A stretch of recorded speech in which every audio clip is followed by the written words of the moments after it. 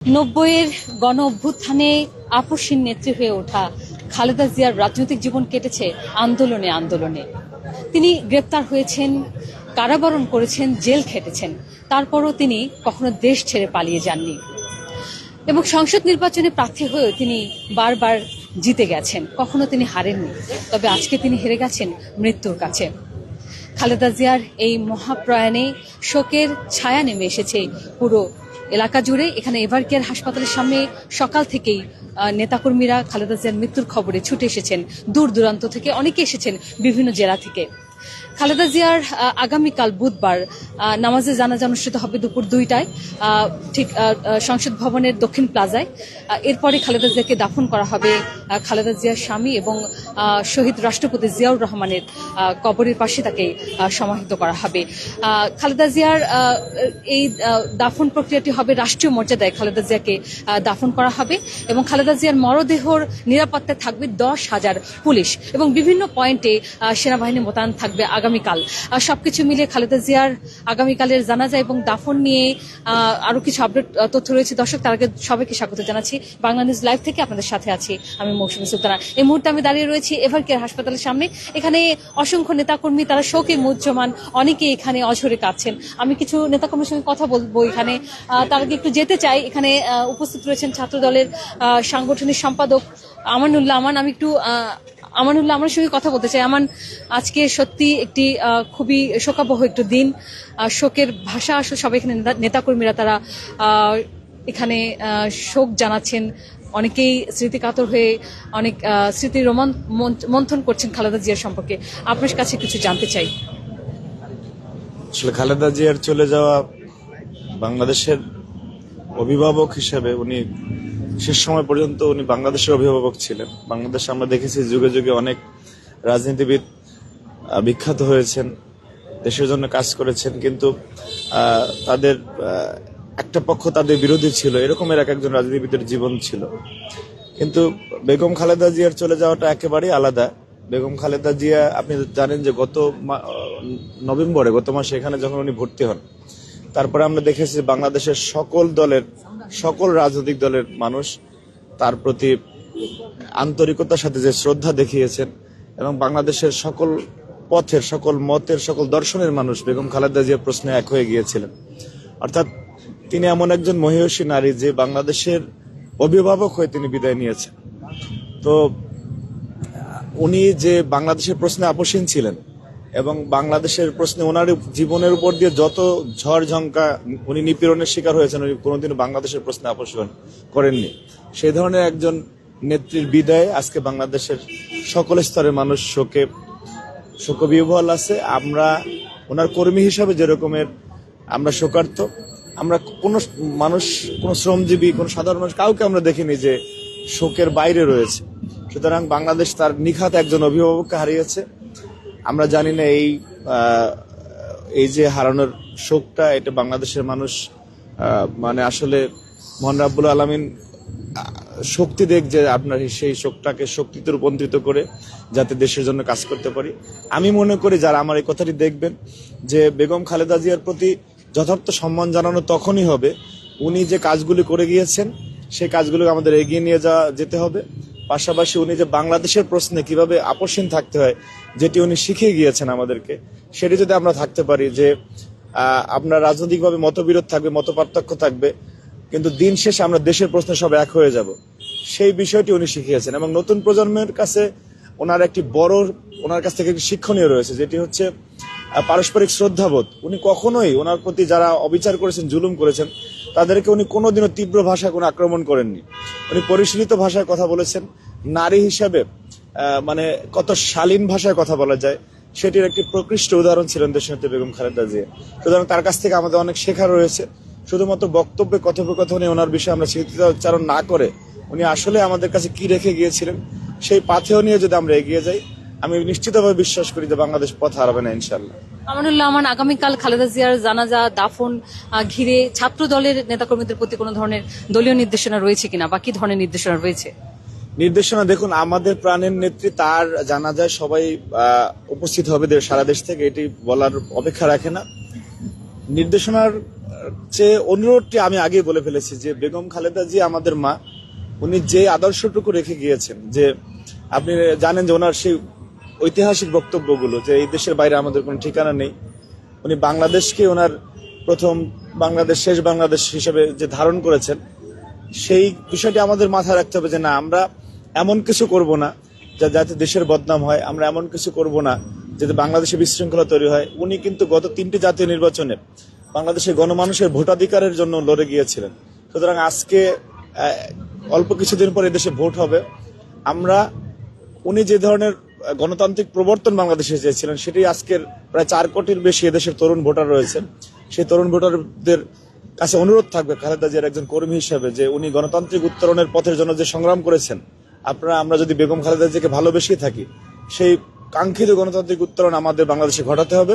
এবং বেগম খালেদা জিয়া তিনি দেখবেন যে না, তার যে রেখে যাওয়া কাজ তার সন্তানেরা সেটি করেছে, সেটুকু যদি আমরা নিশ্চিত করতে পারি, তাহলে মনে করব যে না, আমরা বেগম খালেদা জিয়া যেটি আমরা রেখে গেছে তার সে রেখে যাওয়া আদর্শকে রেখে তার প্রতি আমরা যথার্থ সম্মান প্রদর্শন করতে পেরেছি।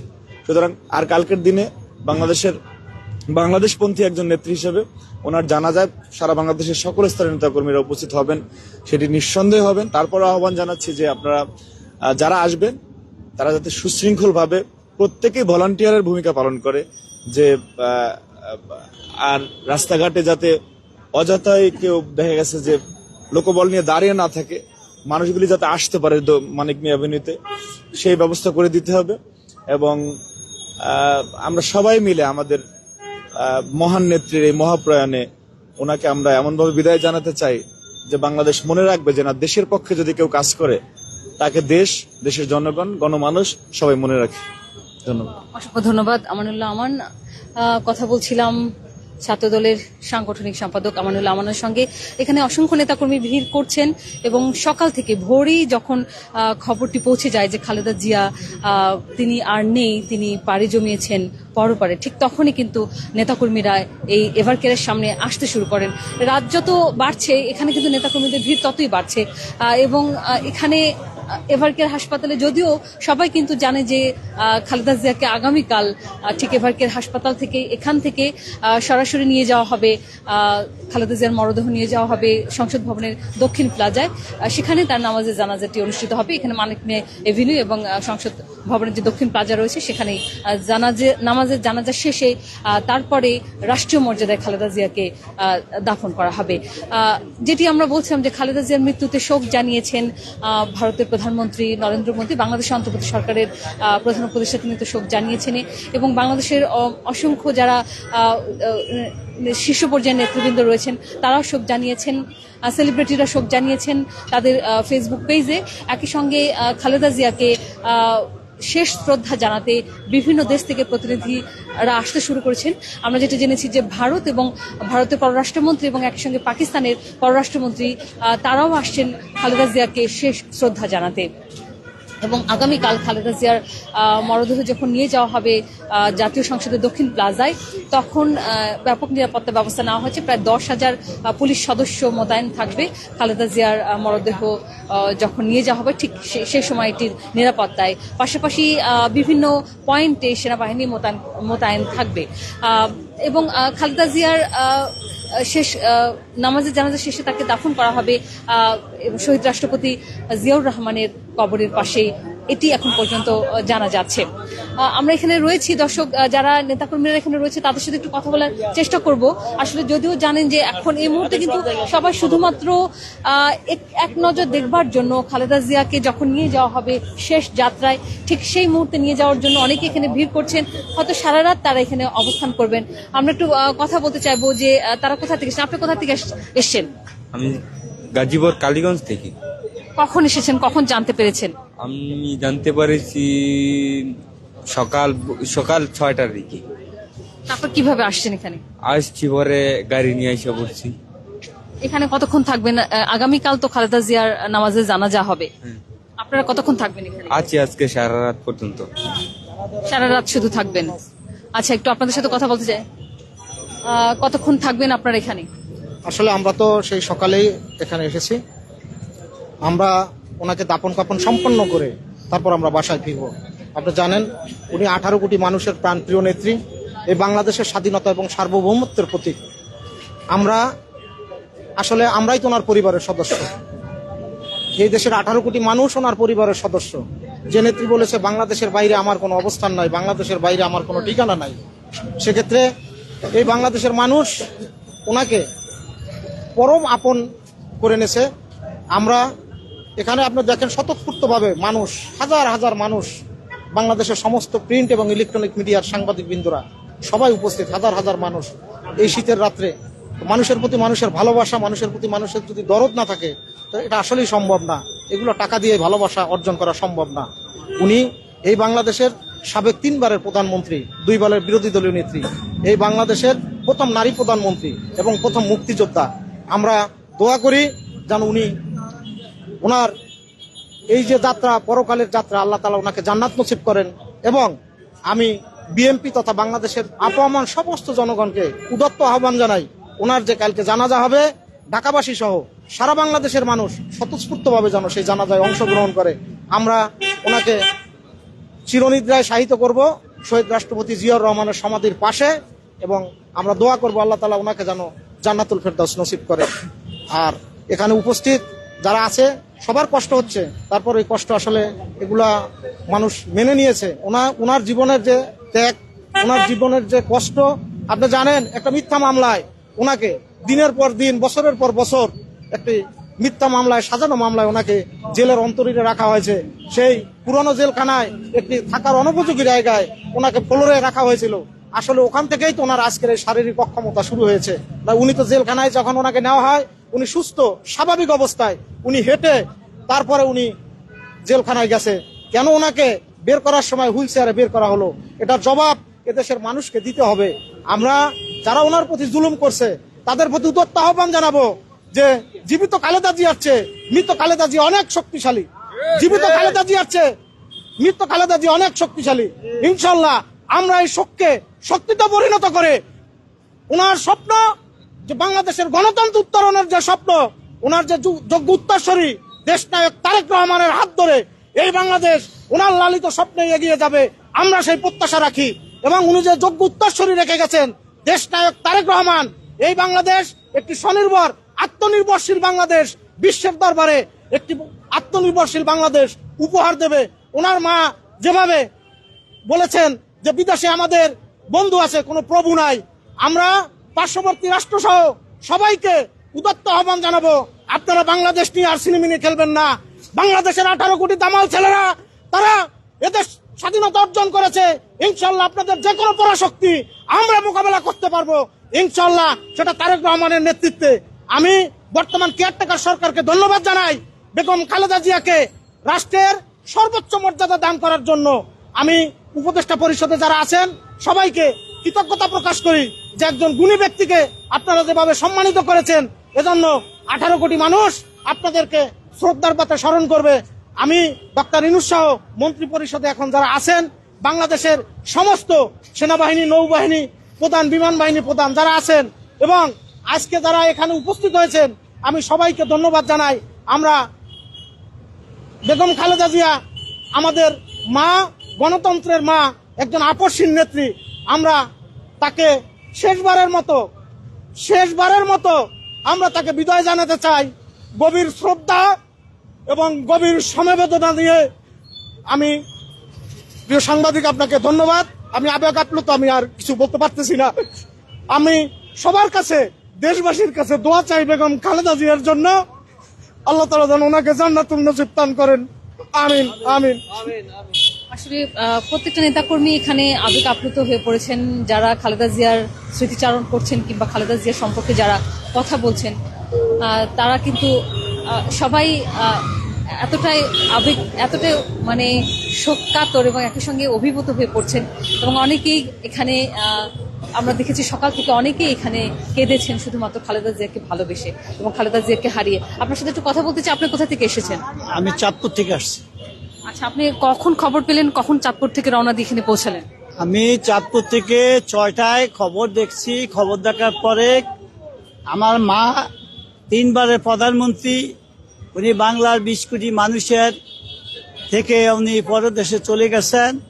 কথা শোনার সঙ্গে সঙ্গে আমি চাঁদপুর থেকে এসেছি, এসে এবারের হাসপাতালের সামনে এই পর্যন্ত আমি এদিকে আছি। দেখার জন্য অনেক চেষ্টা করছি, আইনের বাধ্যতামূলক কারণে দেখতে পারি না। আমার এই দেশ খালেদা জিয়া 3 বারের প্রধানমন্ত্রী, এই প্রধানমন্ত্রী থাকা অবস্থায় বাংলার মানুষের জন্য যেভাবে কল্যাণের জন্য উনি কাজ করছেন, আল্লাহ পাক যেন ওনাকে ব্যস্ত বাসি দান করুন। এবং আমি বলবো আমার দেশের যেহেতু উনি 3 বারের প্রধানমন্ত্রী হয়ে এই দেশের মানুষের খেদমত করার জন্য যে কল্যাণ রেখে গেছে, একটি মানুষের কথা, প্রত্যেকটি মানুষের কথা চিন্তা করছেন, সেইভাবে তার উত্তরসূরি হিসাবে দেশ নায়ক তারেক যখন বাংলাদেশে আসছেন, বীরের বেশে এসে বাংলার মাটিতে পাড়া দিয়ে বাংলার মানুষের যে বক্তব্য দিয়েছেন, সারা বাংলার মানুষ মুগ্ধ হয়েছেন।